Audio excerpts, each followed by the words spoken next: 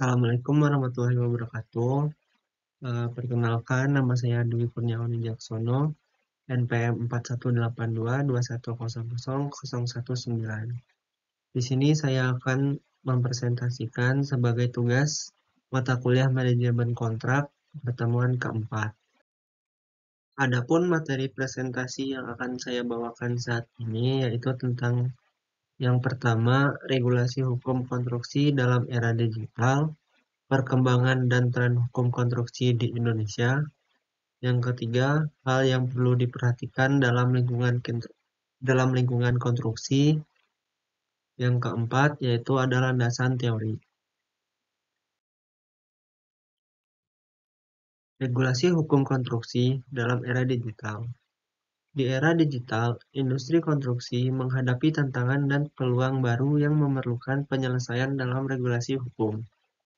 Penggunaan teknologi seperti Building Information Modeling atau BIM, sistem improvement, serta digitalisasi dokumen kontrak menuntut aturan yang sangat adaptif. Regulasi kini tidak hanya mengatur aspek fisik dan administratif, tapi juga meliputi keamanan data, keabsahan dokumen digital, dan transaksi elektronik. Pemerintah Indonesia telah mendorong penerapan sistem pengadaan secara elektronik atau SPSE. Dan beberapa kontrak konstruksi mulai diatur melalui tanda tangan digital. Oleh karena itu, hukum konstruksi perlu dikembangkan seiring dengan transformasi digital yang tengah berlangsung.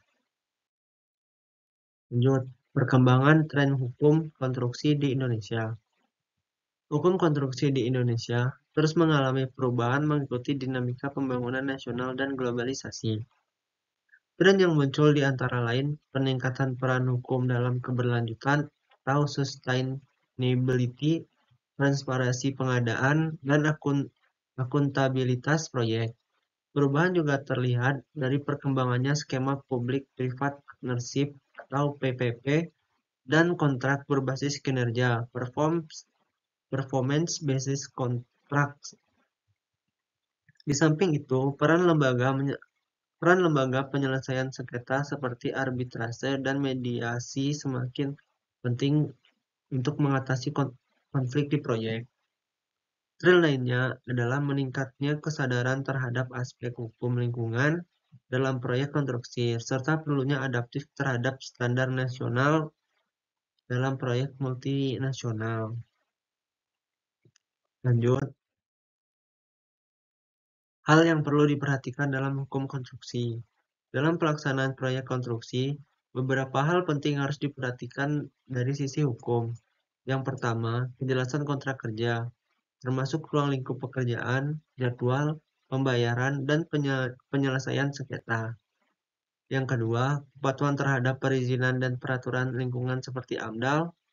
Yang ketiga, perlindungan terhadap hak-hak tenaga kerja dan keselamatan kerja atau K3.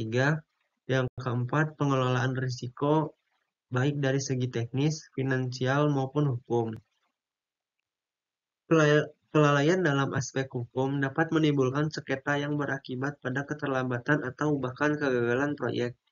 Karena itu, pelaku konstruksi harus memahami kewajiban hukumnya secara menyeluruh.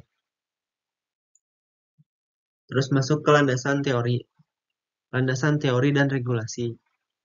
Landasan hukum konstruksi di Indonesia bersumber dari berbagai regulasi utama. Yang paling mendasar adalah Undang-Undang Nomor 2 Tahun 2017 tentang jasa konstruksi, yang mengatur hak dan kewajiban para pelaku konstruksi serta standar pelaksanaan proyek.